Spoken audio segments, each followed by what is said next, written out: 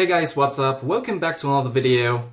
As always, it's me, Ivan, and today we'll be talking about this Martin SN017, which is without a doubt one of the most popular Martin watches and also one of their best sellers.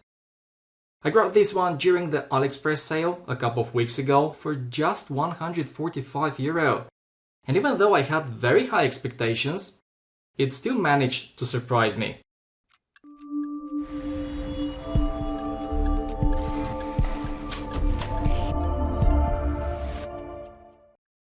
The reason I really wanted to have this watch was the color. When it comes to green watches, I used to have a Martin Marine Master homage, which I absolutely loved, but then I bought an actual Seiko Marine Master, which led me to selling the Martin. That was 2 years ago, and I really started to miss having an all-green watch, so I started looking around. I also own a Seiko Alpinist SN017, but that one has a very different shade of green. Anyways, I didn't want to spend a lot of money, which is why this Martin SN017 was the perfect choice. Guys, I bought mine for €145 from the Martin official store on AliExpress, which to me was a killer deal. Surprisingly, the price hasn't changed yet, so if you end up interested, now is a good time. In addition, you can use one of the following discount codes and maybe save a bit more. As always, you can find these and all the relevant info in the description and comment section below. By the way, the price for those of you in the US is even better, $117. Since this model is one of Martin's older releases, the packaging is not as fancy as the one they're using today. It's still good though, and what's more important, it does a great job at protecting the watch during transport. Inside this case, I also got some bracelet resizing tools, a user's manual, and a warranty card. Alright guys, it's time we have a closer look at the watch, and as always I would like us to start with the dimensions, which are going to be one of the main differences between this SN017 and the more expensive SN019 model that I reviewed almost 3 years ago. The SN019 has a larger case diameter of 42mm and a 21mm lug width, while this one is a bit more compact. The case diameter is 40mm, the rest of the dimensions are the same as the SN019, 48mm lug to lug, and the thickness is 13. The lug width here is 20mm, and sized for my 17cm or 6.7-inch wrist, it comes at 144 grams, while the SN019 weighs 160 due to its thicker bracelet.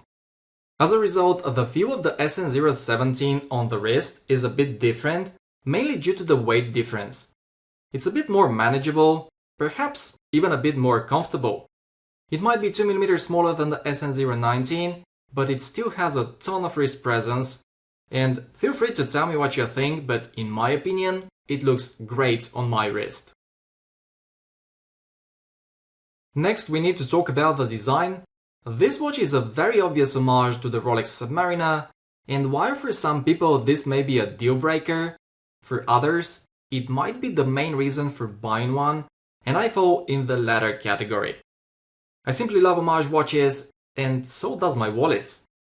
Whatever people may think, to me this Martin looks great and it's incredibly well built and finished. It's all made of steel, it features a very nice flat sapphire crystal with AR coating, and a ceramic bezel insert. In addition, this watch is water resistant to 200 meters, thanks to its signed screw-down crown and case back. Here is a closer look at the finishing. This has been talked a lot, but it still deserves to be mentioned. The fit and finish on Martin watches is impeccable. This one is no exception, and hopefully it can be appreciated on camera. The flanks of the case are high polished, while the rest of the surfaces are vertically brushed. And as you can see, everything looks great, especially the brushing, which is very consistent and precise.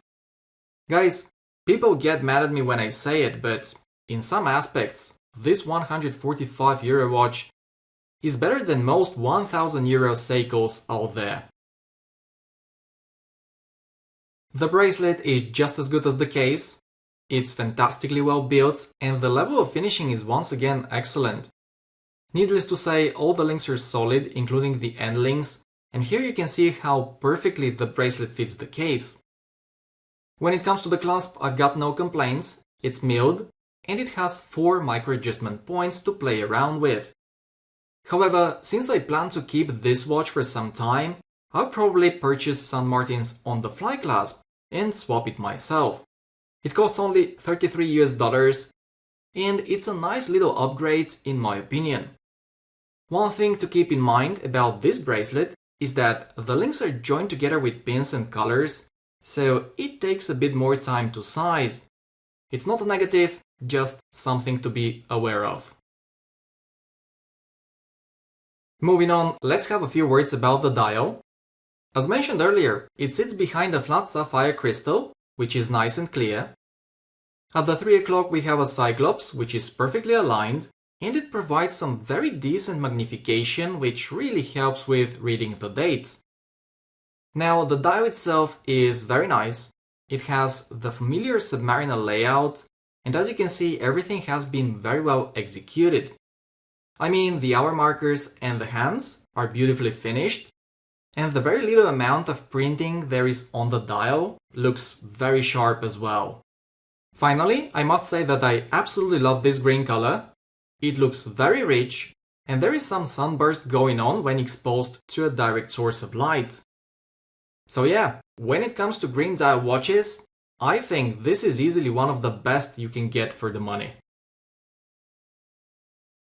Here is a quick glance at the lume. As you may know, St. Martin uses superluminova lume on all of their watches.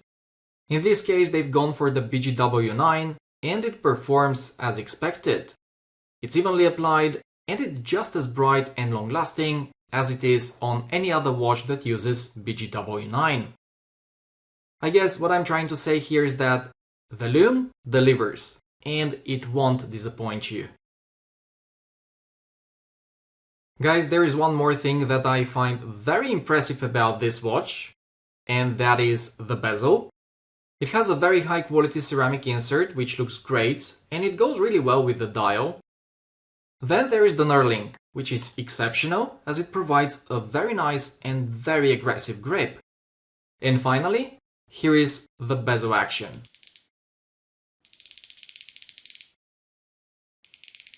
This is probably one of the most satisfying bezel actions I've ever tried. Yes, it's a bit stiff, but all 120 clicks sound and feel amazing. In addition, this bezel has zero play and it's perfectly aligned. Believe it or not, but I honestly find this bezel action more satisfying than the one on my Omega Planet Ocean. Last but not least, we need to talk about the movement. Inside this SN017 there is a Seiko NH35. It's a great movement and I'm sure most of you know its specs by heart, so instead of repeating them, I'm just going to put them somewhere on the screen. What's interesting to me is that when I received the watch, I sized it and wore it for about a day. Then I decided to check the accuracy, and dial up, fully wound, it was running 18 seconds fast per day, which, as you know, according to the specs, is well within the acceptable daily deviation. However, I still thought it was a bit weird, and so I decided to pull out my cheap demagnetizer. Well, I gave it a try, and now dial up, fully wound, it's running only 8 seconds fast per day, which is quite a bit of a difference. The reason I'm telling you this is because magnetizing can often happen during transport, so if it ever happens to you, just know that the solution is this easy. There you have it, guys. The St. Martin SN017 is probably the best submariner homage you can buy on AliExpress. To me, it's gorgeous, it's superbly well made, and it's a fantastic value for money, which is precisely why it's one of the best-selling St. Martin watches ever. When it comes to the negatives, I can't find any. Yes, I plan to upgrade the clasp, but simply because I fancy doing so, not because this one is bad. But hey, you know how this goes? I'm simply giving you my opinion. And now I would love to know what you think about this watch, so feel free to drop me a comment.